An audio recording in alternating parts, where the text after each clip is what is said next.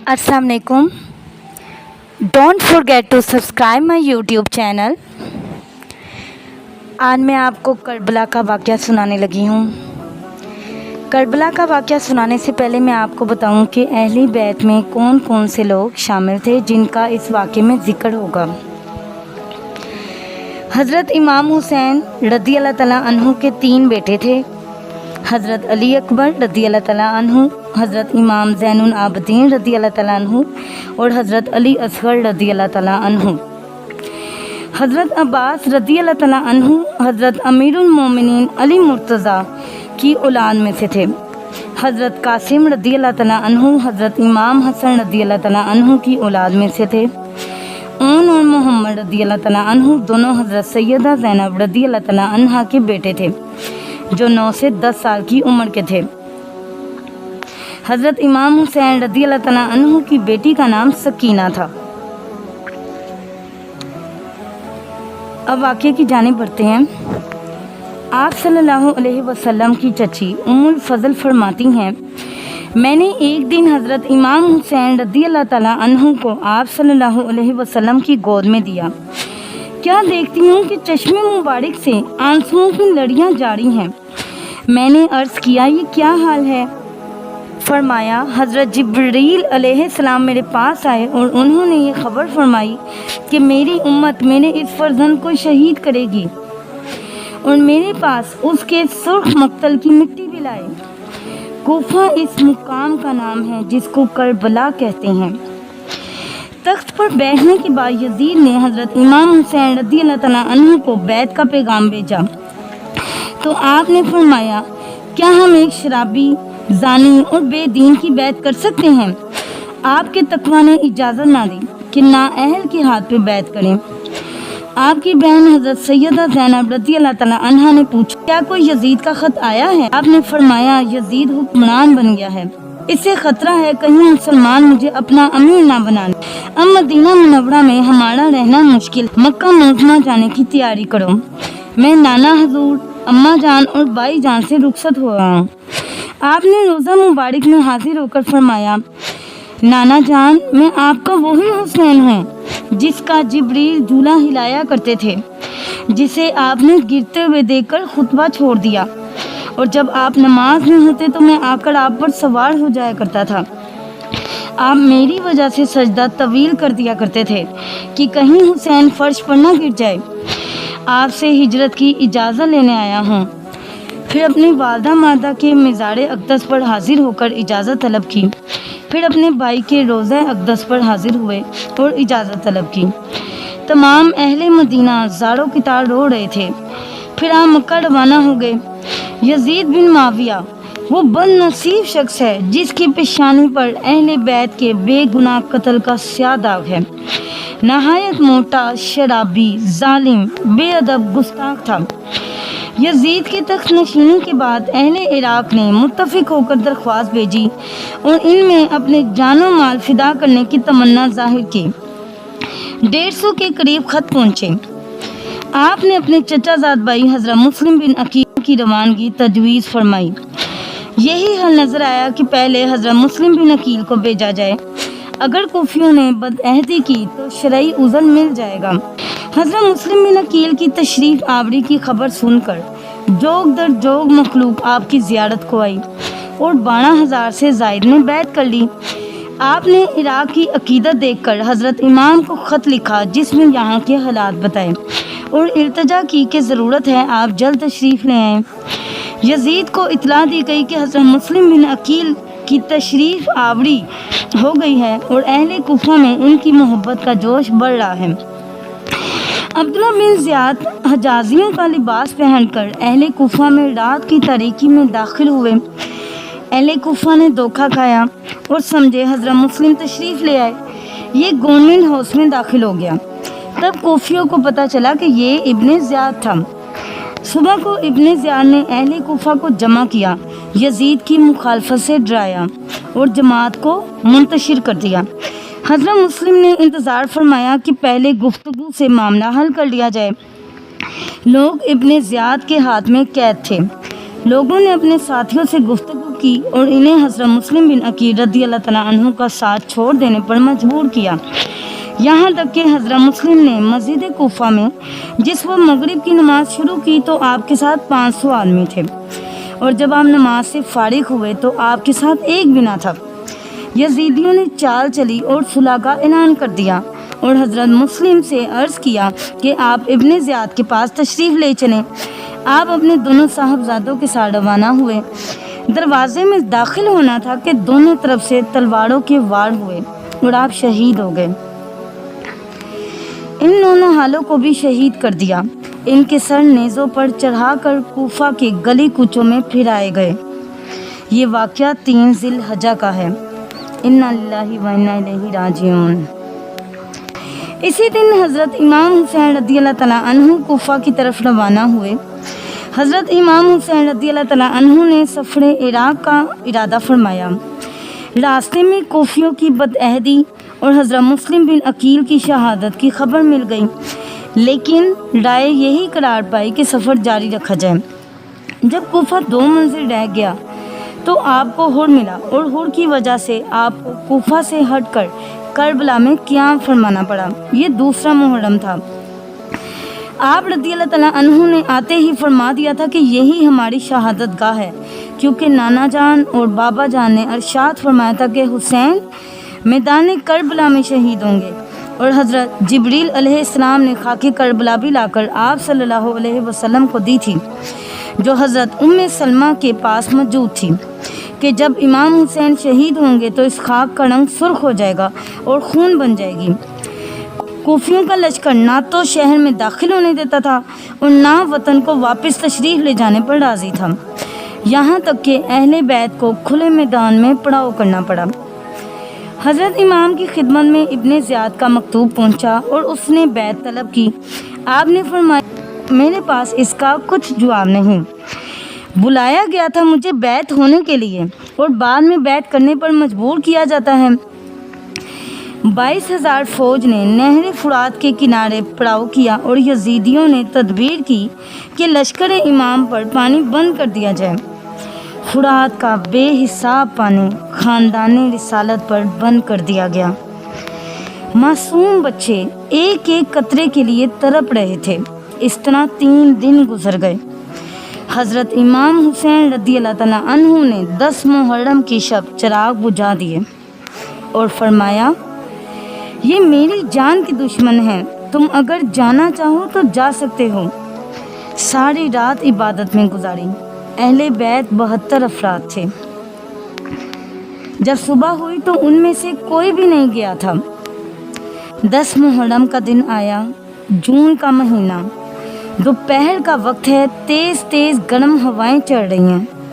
خیموں کے چاروں طرف آگ روشن کر رکھی ہے تاکہ خیموں پہ کوئی دشمن آ کر حملہ نہ کر سکے۔ بچے، عورتیں اور جوان پیاس سے نڈھال ہیں۔ سامنے 50,000 کا لشکر ہے۔ جمعے کی صبح حضرت امام حسین رضی اللہ تعالیٰ عنہ نے اپنے تمام اہل بیت کے ساتھ فجر کے وقت اپنی عمر کی آخری نماز با جماعت ادا فرمائی۔ اہل بیت 3 دن کے بھوکے پیاسے تھے۔ آپ نے خطبہ ارشاد فرمایا، خون ناحق حرام ہے، میں تمہیں آگاہ کرتا ہوں تم اس گناہ میں مبتلا نہ ہو۔ اگر تم اپنے شہر میں میرا آنا نہیں چاہتے تو مجھے واپس جانے دو۔ تم سے کسی چیز کا طلبگار نہیں، تم کیوں میری جان کے در پہ ہو؟ تم کس طرح میرے خون کے الزام سے بری ہو سکتے ہو؟ اپنا انجام سوچو، میرے فضائل تمہیں خوب معلوم ہیں۔ جواب دیا گیا، ہم جانتے ہیں، آپ جنگ کے لیے کسی کو میدان میں بھیجیں۔ یزیدیوں نے کہا یا تو بیعت کریں یا میدان میں آئیں۔ حضرت امام حسین رضی اللہ تعالیٰ عنہ جب خطبہ ارشاد فرما رہے تھے اس وقت آپ کے قافلے کے خیموں کی حفاظت کے لیے خندق میں روشن کردہ آگ کی طرف دیکھ کر ایک بد زبان نے کہا، تم نے وہاں کی آگ سے پہلے یہیں آگ لگا دی۔ آپ رضی اللہ تعالیٰ عنہ نے فرمایا تو جھوٹا ہے، اور آپ نے دعا فرمائی کہ اے رب اسے عذاب نار سے پہلے دنیا کی آگ کے عذاب میں مبتلا فرما۔ دعا قبول ہوئی اور اس کے گھوڑے نے اسے گھسیٹ کر آگ کی خندق میں ڈال دیا۔ آپ نے خطبہ ارشاد فرمایا، میں چاہتا ہوں اس جنگ کو روکنے کی تدابیر میں سے میری طرف سے کوئی تدبیر نہ رہ جائے، اور جب تم مجبور کرتے ہو تو مجھے اپنی تلوار اٹھانی ہی پڑے گی۔ ایک حسین جوان تھا، 17 دن اس کی شادی کو ہوئے تھے۔ آپ کے پاس آپ کی والدہ آئی جو ایک بیوہ عورت تھی، جن کی ساری کمائی یہی نوجوان بیٹا تھا۔ ماں نے کہا، آج مصطفیٰ کا جگر گوشہ کربلا میں مصیبت میں ہے۔ پیارے بیٹے، کیا تجھ سے ہو سکتا ہے کہ تو اپنا خون ان پر نثار کرے؟ بیٹے نے کہا، میں دل و جان سے راضی ہوں۔ یہ کہہ کر اپنی بیوی کے پاس آیا اور کہا، میری تمنا ہے ان پر جان نثار کروں۔ نئی دلہن کہنے لگی، میں عورت ہونے کی وجہ سے آپ کے ساتھ نہیں جا سکتی، ورنہ میں بھی ضرور جاتی۔ اس نے حضرت امام حسین رضی اللہ تعالیٰ عنہ کی خدمت میں حاضر ہو کے کہا، التجا ہے کہ روز محشر میرے اس شوہر سے جدائی نہ ہو۔ نوجوان اجازت مانگ کر میدان میں چلا گیا اور شہید کر دیا گیا۔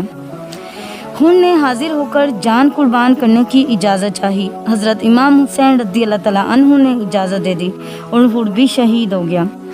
ہر کے ساتھ اس کے بھائی اور غلام نے بھی اپنی جانیں قربان کی۔ اب صرف خاندان اہل بیت باقی رہ گیا تھا۔ اہل بیت کے نوجوانوں نے اپنے خون سے جرأت اور بہادری کی مثالیں قائم کی، گردنیں کٹوائی، خون بہائے، جانیں دی، مگر کلمہ ناحق زبان پر نہ آنے دیا۔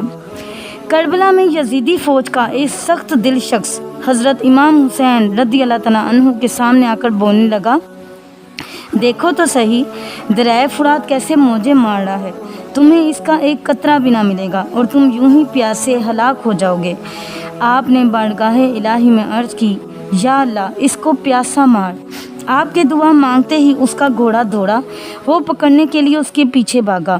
اسے زور کی پیاس لگی، اس شدت کی پیاس لگی کہ ہائے پیاس پکارتا تھا، مگر پانی جب اس کے منہ سے لگاتے تھے تو ایک قطرہ بھی نہ پی سکتا تھا، یہاں تک کہ اسی شدت پیاس میں تڑپ تڑپ کے مر گیا۔ حضرت امام حسین رضی اللہ تعالیٰ عنہ کے سامنے حضرت علی اکبر رضی اللہ تعالیٰ عنہ تھے۔ حضرت علی اکبر کو چاروں طرف سے نیزوں کے زخموں نے خون میں نہا دیا۔ حضرت امام حسین نے نونہار کا سر گود میں لیا۔ حضرت علی اکبر نے فرمایا، میں دیکھ رہا ہوں جنتی حوریں انتظار کر رہی ہیں۔ حضرت امام حسین کے بیٹے علی اصغر جو ابھی چھوٹے تھے، صرف 6 ماہ کے، پیاس سے بےتاب تھے۔ والدہ نے حضرت امام حسین سے عرض کیا، اس کی بےتابی دیکھی نہیں جاتی، اس کو گود میں لے جائیں، اس پر تو رحم آئے گا، یہ نہ تو جنگ کے لائق ہے نہ میدان کے، اس سے کیا دشمنی۔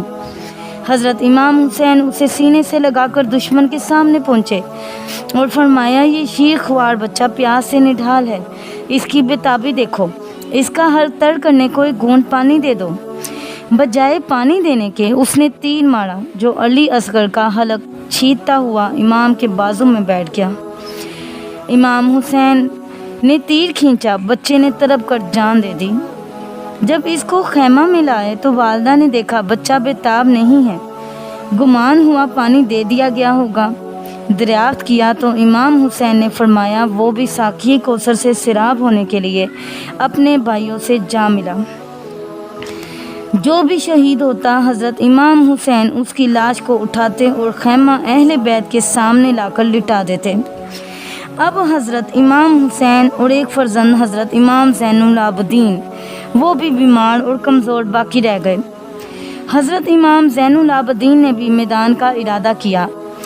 آپ رضی اللہ تعالیٰ عنہ نے فرمایا، اہل بیت کو وطن کون پہنچائے گا، بیویوں کی حفاظت کون کرے گا، میری نسل کس سے چلے گی، آخری چراغ تم ہی ہو، اس لیے تم ان کے ساتھ رہو۔ اب حضرت امام حسین رضی اللہ تعالیٰ عنہ خود جنگ کے لیے تیار ہو گئے۔ سکینہ کی آنکھیں باپ کا آخری دیدار کر رہی تھی۔ حضرت امام حسین رضی اللہ تعالیٰ عنہ نے اہل بیت کو صبر کی تلقین فرمائی، رضائے الہی پر صابر و شاکر رہنے کی ہدایت کی۔ پھر آپ رضی اللہ تعالیٰ عنہ نے یزیدیوں سے خطبہ فرمایا، خدا سے ڈرو، تم میرے اہل و عیال میں سے 70 سے زائد شہید کر چکے ہو، اب میرے قتل کا ارادہ رکھتے ہو؟ اس وقت تک جنگ کا ارادہ نہیں، اب بھی موقع دو تو واپس چلا جاؤں۔ حضرت امام حسین نے دیکھا کسی طرح خون ناحق سے باز آنے والے نہیں، تو فرمایا، جس کو مقابلے کے لیے بھیجنا ہے بھیجو۔ اب میں آپ کو حضرت عباس علم بردار رضی اللہ تعالیٰ عنہ کے بارے میں بتاتی ہوں۔ آپ نے جب حضرت سکینہ رضی اللہ تعالیٰ عنہ کو پیاس سے نڈھال دیکھا تو کہا، سکینہ تم مجھے اپنی مشک دے دو، اور مشک لے کر چل پڑے۔ حضرت سکینہ رضی اللہ تعالیٰ عنہ نے کہا، چچا جانا پانی لینے نہ جائیں۔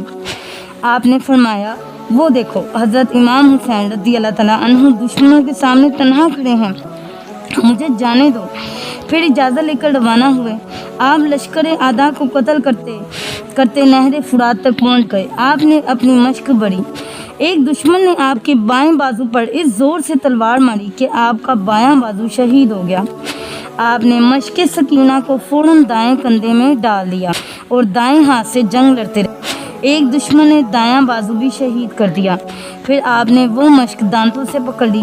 پھر آپ کے سر پر حملہ ہوا اور آپ زمین کے فرش پر تشریف لے آئے۔ اعداء نے مشق پر تیر چلا کر پانی بہا دیا۔ حضرت عباس رضی اللہ تعالیٰ عنہ نے حضرت امام حسین کا آخری دیدار کیا اور آپ شہید ہو گئے۔ آپ پیاسے شہید ہوئے۔ اب میں آپ کو اون اور محمد رضی اللہ تعالیٰ عنہ کی شہادت کے بارے میں بتاتی ہوں۔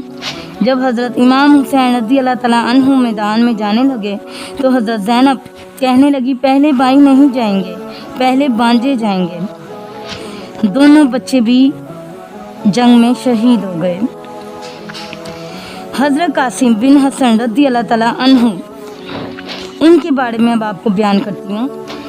آپ جب میدان میں جانے لگے تو حضرت امام حسین رضی اللہ تعالیٰ عنہ نے فرمایا، تم نہیں جاؤ گے، تم میرے بھائی کی نشانی ہو، میں جاؤں گا۔ تو آپ نے تعویذ کھولا اور فرمایا، ابا جان نے کہا تھا جب بڑی مشکل آ جائے تو تعویذ کھول کے دیکھنا۔ آج بڑی مشکل آئی ہے تو میں نے تعویذ کھولا ہے۔ اس میں رکا ہے جس پہ لکھا ہے، قاسم اگر حسین پہ کوئی مشکل وقت آ جائے تو بیٹے آگے آگے رہنا، اسے حسن کی کمی نہ محسوس ہو۔